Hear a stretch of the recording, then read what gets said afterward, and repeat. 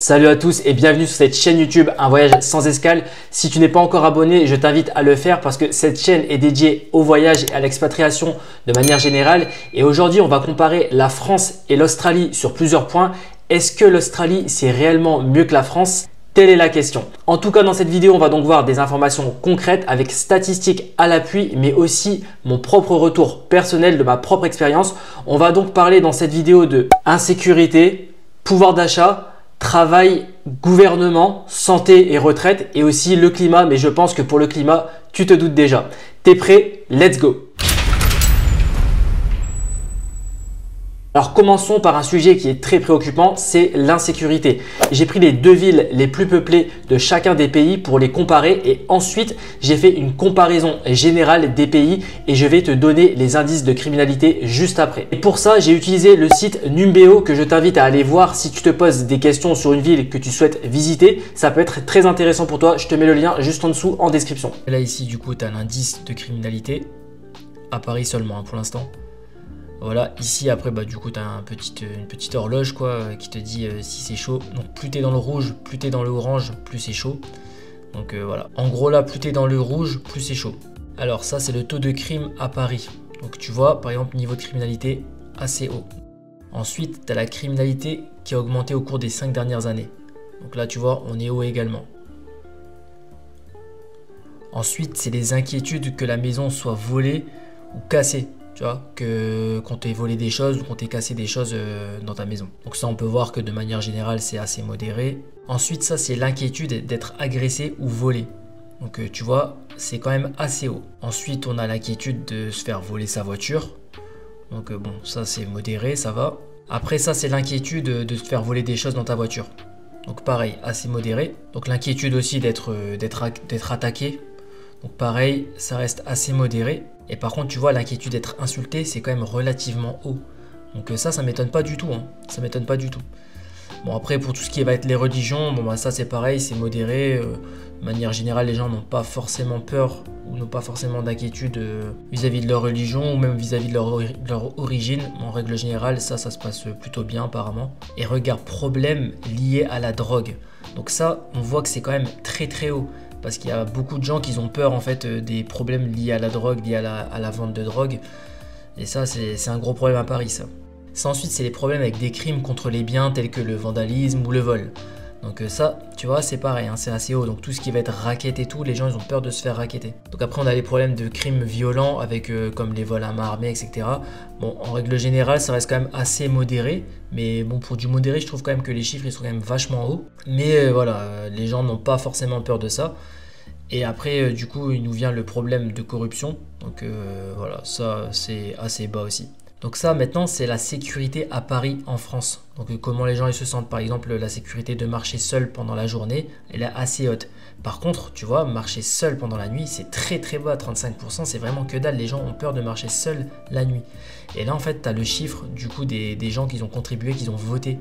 Donc là, tu vois, on a 1210 personnes qui ont voté. Et donc maintenant, on va s'intéresser à Sydney. Donc pareil, un Numbeo, si tu veux voir en gros le site et comparer avec d'autres villes. Il n'y a pas que ces villes-là, il y a vraiment toutes les villes du monde. Donc comme tu vois déjà, l'horloge, elle n'est pas dans le orange, elle est en dessous déjà. Donc déjà, tu sais que c'est déjà moins craignos que Paris. Et regarde aussi, jette un œil sur le côté et regarde. Regarde tout ce qu'on voit, on ne voit même pas de rouge. Et c'est ça qui est complètement fou. C'est que là, on voit que du vert. C'est-à-dire que tu as du modéré et du bas. Donc on sait que déjà les chiffres ils sont beaucoup moins alarmants que ceux qu'on a pu voir à Paris. Donc regarde, le niveau de criminalité reconnu comme bas. Ensuite on a la criminalité qui a augmenté au cours des 5 dernières années. Donc c'est vrai qu'il y a une augmentation de la criminalité en Australie au cours des 5 dernières années. C'est pour ça que là ça a été mis modéré.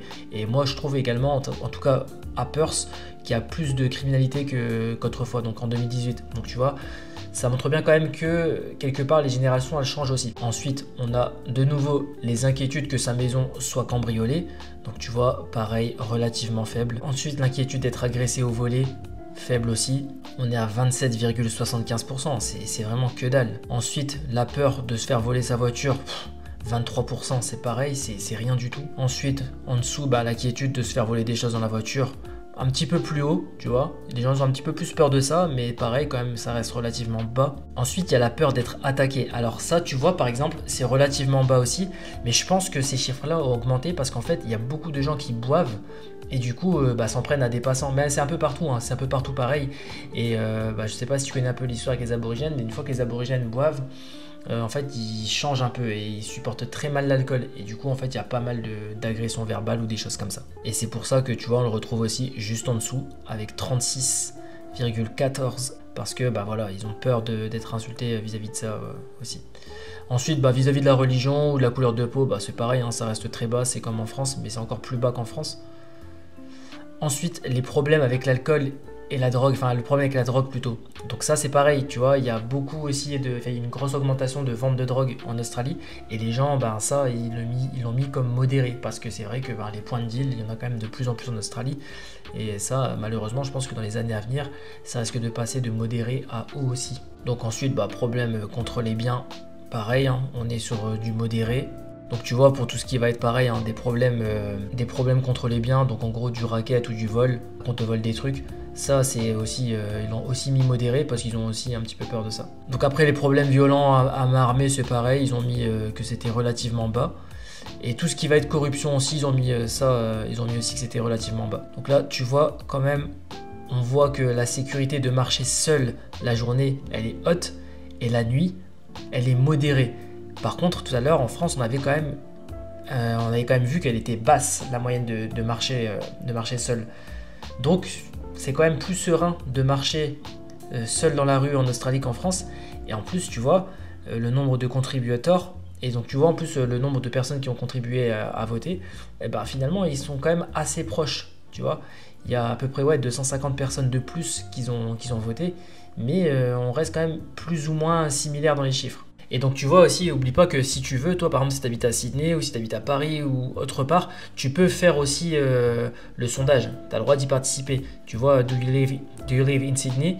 Là tu peux mettre par exemple oui, tu vois, et du coup témoigner. Et pareil pour toutes les autres villes, donc si ça t'intéresse, n'hésite pas à faire un sondage, ça peut aider les autres et ça peut être très intéressant à savoir. Suite à ça, j'ai calculé les moyennes de nombreuses villes comme Melbourne, Perth, Brisbane ou encore Adélaïde, les plus grosses villes quoi. Et pour la France, j'ai choisi Marseille, Lyon, Toulouse et Lille. Et donc maintenant, voici le résultat d'indice de criminalité des deux pays pour l'année 2024. Donc en France, on a 57,95% et en Australie, 47,28%. On a quand même 10% de plus en France et c'est énorme. Passons ensuite au pouvoir d'achat. Pour calculer ça, je me suis appuyé sur deux sites. Statista et World Bank. Bon, sans surprise, tu te doutes bien que l'Australie est reconnue pour être l'un des pays où la population bénéficie d'un pouvoir d'achat parmi les plus élevés au monde, puisque le salaire moyen annuel en Australie en 2023, c'était environ 75 000 $.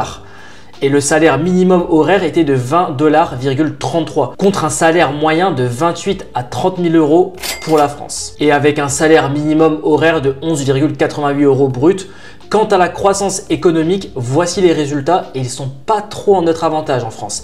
Par contre, tu m'excuseras, j'ai seulement réussi à obtenir celle de 2022. Donc la croissance économique de l'Australie en 2022 était de 3,7% selon les données révisées de la Reserve Bank of Australia. Pour la croissance économique de la France en 2022 était de 2,6% selon l'Institut national des statistiques et des études économiques. En gros, l'Australie a donc connu une croissance plus rapide que la France ces dernières années. Question maintenant travail. Le taux de chômage en Australie est relativement faible puisqu'il était à 3,6% ces dernières années, mais remonte légèrement quand même depuis 2024, contre malheureusement 7,4% pour la France. Et c'est vrai que pour le marché du travail, ça se ressent largement en Australie, il y a beaucoup plus d'opportunités qu'en France. Cependant, et ça c'est ce que j'ai ressenti également, c'est qu'il y a eu quand même une baisse d'activité depuis quelques années. Lors de mon premier visa en 2018, je trouvais que le marché du travail en Australie était beaucoup plus intéressant et beaucoup plus accessible que maintenant. Et beaucoup d'ailleurs peinent à trouver du travail. Franchement, toutes les semaines, je reçois des dizaines de messages de personnes qui me disent « je trouve pas de travail, etc. » Malheureusement, je ne peux pas aider tout le monde au cas par cas. C'est pourquoi j'ai créé justement une formation où je t'explique comment décrocher un job, comment faire un CV aux normes australiennes avec des exemples concrets. Tu as des cours d'anglais, il y a aussi un accès à une communauté privée WhatsApp pour s'entraider et où je te partage aussi des plans de job. Donc si ça t'intéresse, tu as le lien juste en dessous dans la description. Bon, maintenant côté retraite, bon, c'est vrai qu'en règle générale, nous on s'en fout, mais il y a ce qu'on appelle la superannuation. Je pense que tu as déjà entendu parler de ça. La superannuation, c'est quoi? C'est ni plus ni moins que le système d'épargne retraite, sauf qu'il est obligatoire.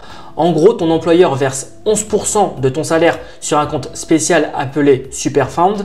Cet argent est investi dans des actions, dans par exemple l'immobilier ou des actions en bourse pour le faire fructifier, et tu ne peux pas y toucher avant le départ en retraite, sauf si tu quittes définitivement l'Australie, par exemple dans le cadre d'un PVT, ou si tu as une raison exceptionnelle, maladie grave, difficultés financières extrêmes, etc. Ensuite, côté santé, je vais commencer par balayer tous les clichés que l'on peut retrouver sur l'Australie concernant la santé. L'Australie bénéficie de l'un des meilleurs systèmes de santé au monde. Il est même classé devant la France avec Medicare, qui est l'équivalent de la sécurité sociale en France. Tu n'avances aucun frais, tout est pris en charge.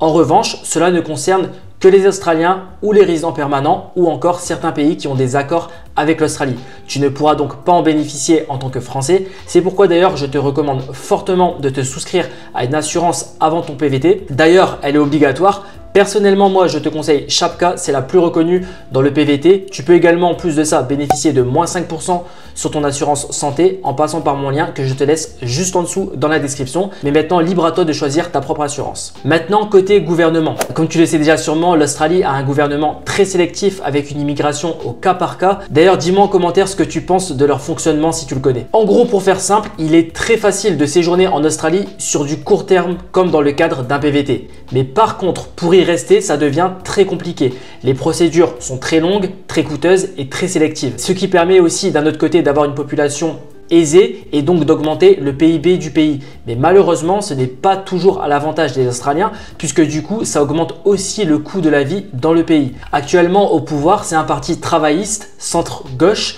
qui dirige le pays et il faut savoir également qu'en Australie, le vote est obligatoire dès 18 ans, sinon tu te manges une amende. Maintenant, parlons du climat. Généralement, le climat est quand même beaucoup plus agréable qu'en France, bien que cela puisse dépendre où tu es situé en Australie. Certaines régions sont plus ou moins froides que d'autres, mais de manière générale, la météo est quand même plutôt cool. Je voulais également te parler du côté histoire et éducation. C'est pas un point que j'avais évoqué, mais on va quand même en parler parce qu'en fait, l'Australie est un pays assez récent.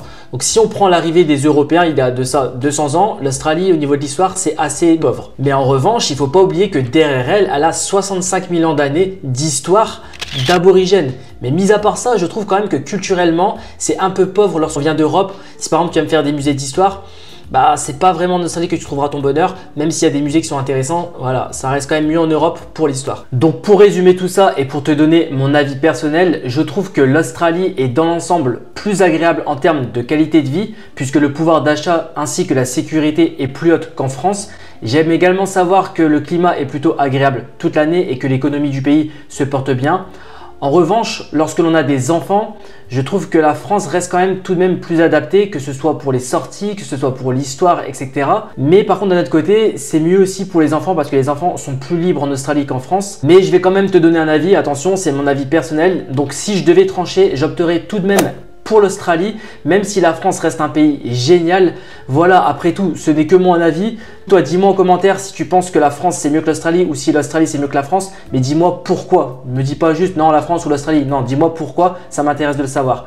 Bon, et on arrive à la fin de cette vidéo, tu peux toujours t'abonner à la chaîne, ça donne de la force et en plus je partage des sujets qui pourraient t'intéresser. Tu peux partager aussi cette vidéo avec des potes qui ont pour projet d'aller en Australie, de s'installer en Australie ou quoi, ça peut les aider. Donc comme je te le disais en milieu de vidéo, j'ai créé une formation qui t'aide à t'installer en Australie, à trouver ton premier job, à faire un CV aux normes australiennes, etc. Donc si ça t'intéresse, n'oublie pas, il y a le lien juste en dessous dans la description. Enfin bref, voilà, de mon côté, je te souhaite une très bonne soirée ou une très belle journée, tout dépend de où tu me regardes et je te dis à très bientôt pour une prochaine vidéo. C'était Marvin, ciao ciao.